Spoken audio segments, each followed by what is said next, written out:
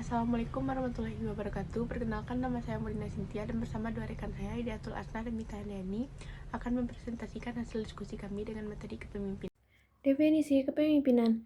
Kepemimpinan adalah sebuah kekuatan atau kemampuan yang ada di dalam diri seseorang. Sikap kepemimpinan digunakan ketika memimpin. Salah satu pengaruh yang ditimbulkan dari sikap kepemimpinan tersebut adalah dapat mempengaruhi seseorang. Pengaruh yang diberikan yaitu di dalam sebuah pekerjaan atau organisasi, sedangkan pemimpin adalah seseorang yang sudah diberi kepercayaan. Kepercayaan tersebut digunakan untuk menjadi sebuah kepala atau ketua di dalam perusahaan atau organisasi. Secara umum, kepemimpinan adalah sesuatu yang ada di dalam diri seseorang. Kepemimpinan tersebut dapat mempengaruhi seseorang. Di dalam KBBI atau Kamus Besar Bahasa Indonesia, kepemimpinan adalah perihal pemimpin atau cara pemimpin, sedangkan pemimpin menurut KBBI adalah orang yang memimpin. Definisi menurut para ahli. Menurut Sutarto, adalah sebuah rangkaian aktivitas penataan. Aktivitas tersebut berupa kemampuan seseorang dalam mempengaruhi perilaku orang lain. Hal itu dilakukan dalam situasi tertentu. Tujuannya adalah agar bersedia untuk bekerja sama dalam mencapai tujuan-tujuan yang sudah ditetapkan. Selanjutnya, menurut Imam Mujiono, menurutnya adalah sebuah kemampuan yang dimiliki dalam memberikan pengaruh satu arah. Hal itu karena seorang pemimpin mungkin memiliki beberapa kualitas tertentu. Kualitas tersebut umumnya adalah sesuatu yang berbeda dari para pengikutnya. Selanjutnya, menurut Fiedler menjelaskan bahwa kepemimpinan pada dasarnya adalah sebuah pola. Pola tersebut tergambar antara individu yang telah menggunakan sebuah wewenang. Selain itu, individu tersebut juga menggunakan pengaruhnya kepada sekelompok orang. Tujuannya dilakukan hal-hal tersebut adalah supaya orang akan bekerja sama untuk mencapai sebuah tujuan. Pentingnya kepemimpinan, yaitu mencapai tujuan organisasi adalah cara untuk mengarahkan, membina, mengatur, serta menuntun dan menggerakkan kelompok orang lain untuk mencapai tujuan organisasi. Selanjutnya, mengembangkan tim. Kepemimpinan memungkinkan untuk mengembangkan tim yang efektif dan efisien dengan mempromosikan kerjasama, komunikasi yang baik, dan penyesuaian perbedaan. Selanjutnya, menghasilkan efek. Kepemimpinan yang baik dapat menghasilkan efek positif pada suatu organisasi seperti meningkatkan produktivitas, mengurangi kesalahan, dan memperbaiki hubungan antara anggota organisasi. Selanjutnya, meningkatkan prestasi kerja. Kepemimpinan memainkan peran penting dalam upaya untuk meningkatkan prestasi kerja baik pada tingkat individual, kelompok, maupun organisasi. Selanjutnya, mengatasi konflik kepemimpinan yang efektif dapat membantu mengatasi konflik yang mungkin terjadi dalam organisasi sehingga menjaga suasana kerja yang stabil dan produktif. Selanjutnya, pengembangan sumber daya manusia. Kepemimpinan adalah proses meningkatkan kemampuan manusia agar mampu melakukan tugas-tugas penting, termasuk dalam pendidikan dan organisasi. Pentingnya komunikasi di sebuah organisasi. Komunikasi meningkatkan motivasi dengan menginformasikan dan mengklarifikasi karyawan tentang tugas yang harus dilakukan, cara mereka melakukan tugas, dan bagaimana meningkatkan kinerja mereka jika sesuai target. 2. Komunikasi adalah sumber informasi kepada anggota organisasi untuk proses pengambilan keputusan karena membantu mengidentifikasi dan menilai tindakan alternatif. Ketiga, komunikasi juga memainkan peran penting dalam mengubah sikap individu, yaitu individu yang terinformasi dengan baik dan memiliki sikap yang lebih baik daripada individu yang kurang informasi. Majalah organisasi, jurnal, rapat, dan berbagai bentuk komunikasi lisan dan tertulis membantu bentuk sikap karyawan. Baik, selanjutnya adalah teori kepemimpinan. Greatman teori yang dikenal sebagai teori orang hebat ini berkembang sejak abad ke-19. Teori ini membuat asumsi mengenai sifat kepemimpinan dan bakat kepemimpinan. Teori ini menyebutkan bahwa hal-hal tersebut dibawa seseorang sejak orang itu dilahirkan. Meskipun tidak dapat diidentifikasikan dengan sebuah kajian ilmiah mengenai karakteristik serta kombinasi manusia, seperti hal apa yang dikatakan sebagai seorang pemimpin yang hebat, tetapi sudah banyak orang mengakui bahwa hanya satu orang di antara banyak individu pasti memiliki ciri khas sebagai seseorang pemimpin yang hebat. Teori gaya perilaku. Teori kepemimpinan berdasarkan gaya dan perilaku ini disebut sebagai kebalikan dari teori orang hebat atau Greatman teori. Teori gaya dan perilaku ini juga menyebutkan bahwa seseorang dapat belajar serta berlatih menjadi pemimpin pelatih tersebut.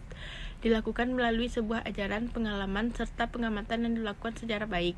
Teori ini menunjukkan bahwa kepemimpinan yang efektif adalah hasil dari 3 keterampilan utama. Dari 3 keterampilan utama disebut dimiliki oleh individu atau diantaranya adalah keterampilan teknis, keterampilan manusiawi, dan keterampilan konseptual.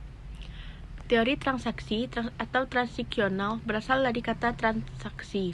Teori ini menggambarkan sebuah gaya kepemimpinan yang berdasar pada perjanjian atau kesepakatan, dan tentu menjadi pelaksana adalah pemimpin dan staf anggotanya. Perjanjian tersebut dibuat dengan tujuan mendapatkan pertukaran atau transaksi yang sepadan, atau saling menguntungkan di antara pemimpin dan stafnya. Teori transformasional atau teori kepemimpinan. Transformasional adalah sebuah teori yang mengarahkan pada istilah memanusiakan manusia. Teori ini mengedepankan pendekatan personal atau pemimpin dengan bawahannya atau organisasi. Selanjutnya adalah trait teori yang sering juga disebut sebagai teori sifat kepribadian. Teori ini meyakinkan bahwa seseorang yang dilahirkan atau dilatih menggunakan sebuah kepribadian tertentu, maka mereka akan menjadi unggul dalam peran kepemimpinannya. Contohnya seperti kecerdasan, keberanian, kecakapan, pengetahuan, imajinasi, daya tanggap, kreativitas, fisik, disiplin, rasa tanggung jawab, dan nilai-nilai lainnya yang membuat seseorang dapat menjadi pemimpin yang baik. Teori kepemimpinan ini memfokuskan pada analisis karakteristik fisik, mental, dan sosial. Gunanya adalah untuk mendapatkan lebih banyak lagi pengetahuan serta pemahaman mengenai karakteristik dan kombinasi karakteristik yang umum di antara pemimpin-pemimpin. Behavioral theories yaitu perilaku ini menghadirkan sudut pandang yang baru mengenai kepemimpinan daripada karakteristik fisik, mental, dan sosial dari seorang pemimpin. Teori ini memberikan perhatian pada perilaku pemimpin itu sendiri. Teori ini juga menganggap bahwa keberhasilan seseorang pemimpin akan ditentukan oleh perilakunya, seperti perilaku dalam melaksanakan fungsi-fungsi kepemimpinan, serta perilaku tersebut juga dipelajari atau dan dilatih. Tipe kepemimpinan, kepemimpinan otoriter. Pemimpin memegang kekuasaan penuh atas setiap keputusan yang dibuat, dan anggota tim harus mengikuti keputusan tersebut tanpa banyak keterlibatan. Kedua, ada kepemimpinan demokratis.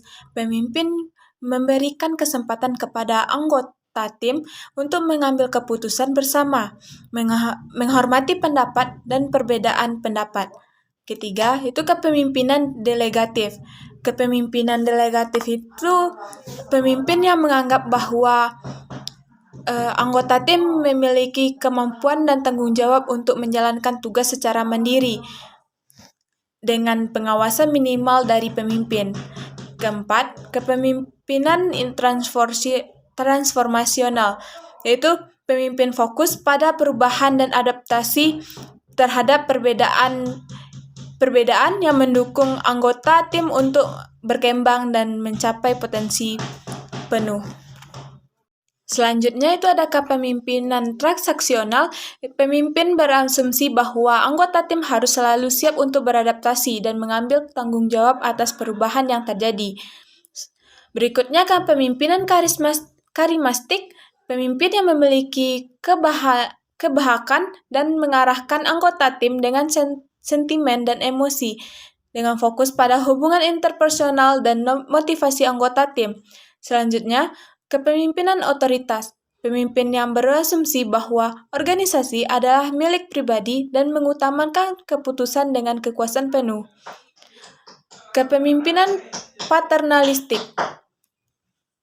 Pemimpin memiliki kebebakan dan mengarahkan anggota tim dengan cara yang melindungi dan sering memberikan kesempatan kepada anggota tim yang terpilih. Terakhir, itu kepemimpinan laissez-faire. Pemimpin memberikan ruang kepada anggota tim membuat keputusan dan berinovasi secara mandiri dengan intervensi minimal dari pemimpin. Berikutnya ada gaya kepemimpinan. Gaya kepemimpinan pada dasarnya mengandung pengertian sebagai suatu perwujudan tingkah laku dari seorang pemimpin yang menyangkut kemampuannya dalam memimpin. Perwujudan tersebut biasanya membentuk suatu pola atau bentuk tertentu. 1. Teori genetis atau keturunan. Inti dari teori menyatakan bahwa leader are born and not.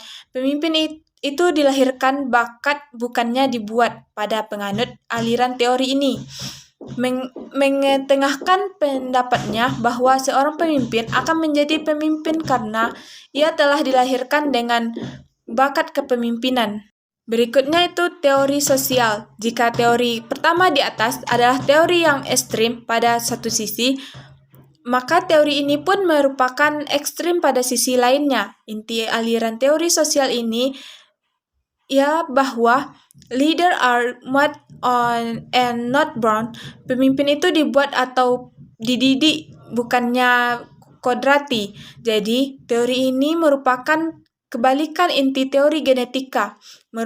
merupakan pada para penganut teori ini mengetengahkan pendapat yang mengatakan bahwa setiap orang bisa menjadi pemimpin apabila diberikan pendidikan dan pengalaman yang cukup. Teori ekologis. Teori ekologis ini pada intinya berarti bahwa seseorang hanya akan berhasil menjadi pemimpin yang baik apabila ia telah memiliki bakat kepemimpinan. Bakat tersebut kemudian dikembangkan melalui pendidikan yang teratur dan pengalaman yang memungkinkan untuk dikembangkan lebih lanjut. Teori ini menggabungkan segi-segi positif dari kedua teori terdahulu sehingga dapat dikatakan merupakan teori yang efektif.